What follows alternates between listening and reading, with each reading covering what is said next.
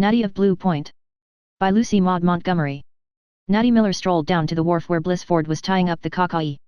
Bliss was scowling darkly at the boat, a trim new one, painted white, whose furled sails seemed unaccountably wet and whose glistening interior likewise dripped with moisture.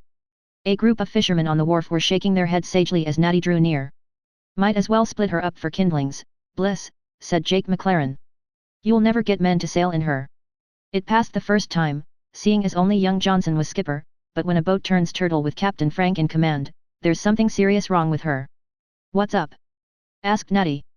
"The Cockeye upset out in the bay again this morning," answered Will Scott. "That's the second time. The Grey Gull picked up the men and towed her in. It's no use trying to sail her. Lobstermen ain't going to risk their lives in a boat like that." "How's things over at Blue Point, Natty?" "Pretty well," responded Natty laconically. Natty never wasted words. He had not talked a great deal in his 14 years of life, but he was much given to thinking. He was rather undersized and insignificant looking, but there were a few boys of his own age on the mainland who knew that Natty had muscles. "Has Everett heard anything from Ottawa about the lighthouse business yet?" asked Will. Natty shook his head. "Think he's any chance of getting the appointment?" queried Adam Lewis. "Not the ghost of a chance," said Cooper Creasy decidedly. "He's on the wrong side of politics, that's what. Rather his father was. A Tory's son ain't going to get an appointment from a Liberal government, that's what. Mr. Barr says that Everett is too young to be trusted in such a responsible position," quoted Natty gravely. Cooper shrugged his shoulders. Maybe. 18 is kind of green, but everybody knows that Ev's been the real lighthouse keeper for 2 years, since your father took sick. Irving Elliott wants that light, has wanted it for years, and he's a pretty strong pull at headquarters, that's what. Barr owes him something for years of hard work at elections. I ain't saying anything against Elliott, either. He's a good man, but your father's son ought to have that light as sure as he won't get it, that's what. Any of you going to take in the sports tomorrow down at Summerside?" asked Will Scott, in order to switch Cooper away from politics, which were apt to excite him. "I'm going, for one," said Adam. "There's to be a yacht race between the Summerside and Charlottetown boat clubs." "Yes, I am going. Give you a chance down to the station, Natty, if you want one." Natty shook his head. "Not going," he said briefly. "You should celebrate Victoria Day," said Adam, patriotically. 24th o' May's the Queen's birthday, if we don't get a holiday we'll all run away, as we used to say at school. The good old Queen is dead, but the day's been appent a national holiday in honor of her memory and you should celebrate it becoming, Natty boy. "Ev and I can't both go, and he's going," explained Natty. "Prue and I'll stay home to light up. Must be getting back now. Looks squally." "I misdoubt if we'll have Queen's weather tomorrow," said Cooper, squinting critically at the sky. "Looks like a northeast blow, that's what. There goes Bliss, striding off and looking pretty mad. The Cockaye's a dead loss to him, that's what. Nat's off, he knows how to handle a boat middling well, too. Pity he's such a puny youngster. Not much to him, I reckon." Natty had cast loose in his boat, the Merry Maid, and hoisted his sail. In a few minutes he was skimming gaily down the bay. The wind was fair and piping and the Merry Maid went like a bird. Natty, at the rudder, steered for Blue Point Island, a reflective frown on his face. He was feeling in no mood for Victoria Day sports. In a very short time he and Ev and Prue must leave Blue Point Lighthouse, where they had lived all their lives. To Natty it seemed as if the end of all things would come then. Where would life be worth living away from lonely, windy Blue Point Island? David Miller had died the preceding winter after a long illness. He had been lighthouse keeper at Blue Point for 30 years. His 3 children had been born and brought up there, and there, 4 years ago, the mother had died. But womanly little Prue had taken her place well, and the boys were devoted to their sister. When their father died, Everett had applied for the position of lighthouse keeper. The matter was not yet publicly decided, but old Cooper Creasy had sized the situation up accurately. The Millers had no real hope that Everett would be appointed. Victoria Day, while not absolutely stormy, proved to be rather unpleasant. A choppy northeast wind blew up the bay, and the water was rough enough. The sky was overcast with clouds, and the May air was raw and chilly. At Blue Point the Millers were early astir, for if Everett wanted to sail over to the mainland in time to catch the excursion train, no morning naps were permissible. He was going alone. Since only one of the boys could go, Natty had insisted that it should be Everett, and Prue had elected to stay home with Natty. Prue had small heart for Victoria Day that year.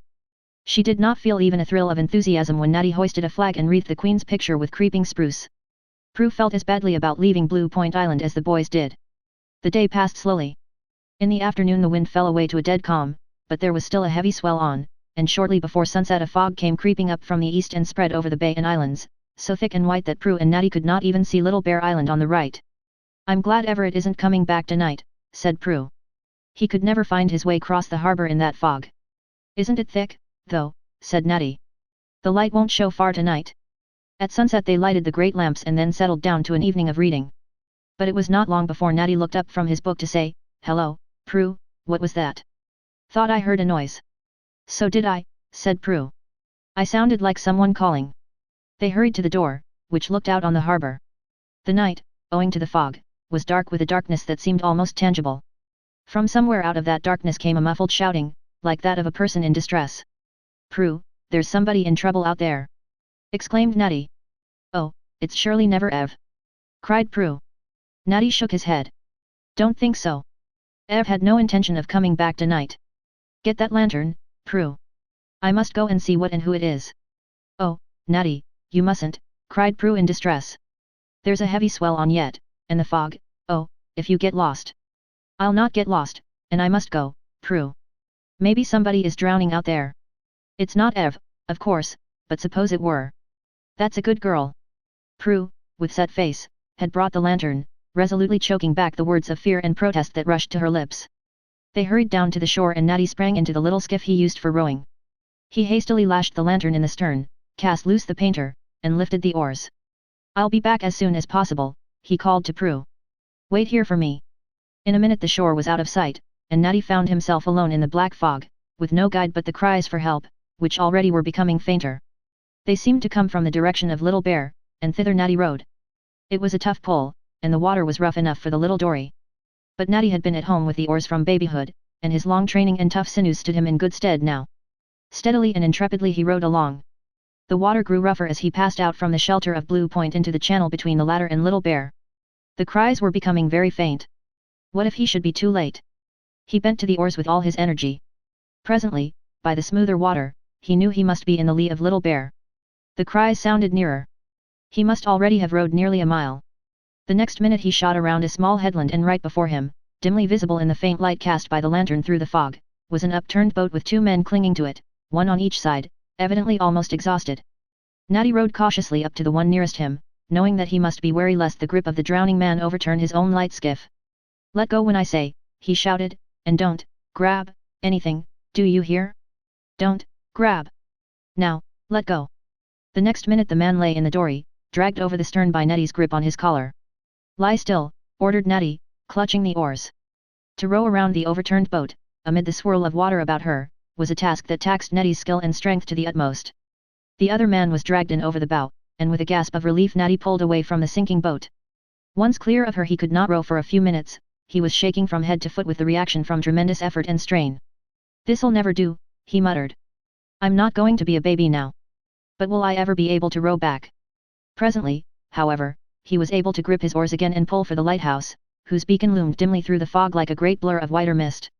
The men, obedient to his orders, lay quietly where he had placed them, and before long Natty was back again at the lighthouse landing, where Prue was waiting, wild with anxiety. The men were helped out and assisted up to the lighthouse, where Natty went to hunt up dry clothes for them, and Prue flew about to prepare hot drinks. "To think that that child saved us!" exclaimed one of the men. "Why, I didn't think a grown man had the strength to do what he did." "He is your brother, I suppose, Miss Miller. You have another brother, I think." "Oh, yes, Everett, but he is away," explained Prue. "We heard your shouts and Natty insisted on going at once to your rescue. Well, he came just in time. I couldn't have held on another minute, was so done up I couldn't have moved or spoken all the way here even if he hadn't commanded me to keep perfectly still." Natty returned at this moment and exclaimed, "Why, it is Mr. Barr. I didn't recognize you before." "Barr it is, young man. This gentleman is my friend, Mr. Blackmore. We have been celebrating Victoria Day by a shooting tramp over Little Bear. We hired a boat from Ford at the harbour head this morning, the Kakai, he called her, and sailed over. I don't know much about running a boat, but Blackmore here thinks he does. We were at the other side of the island when the fog came up. We hurried across it, but it was almost dark when we reached our boat.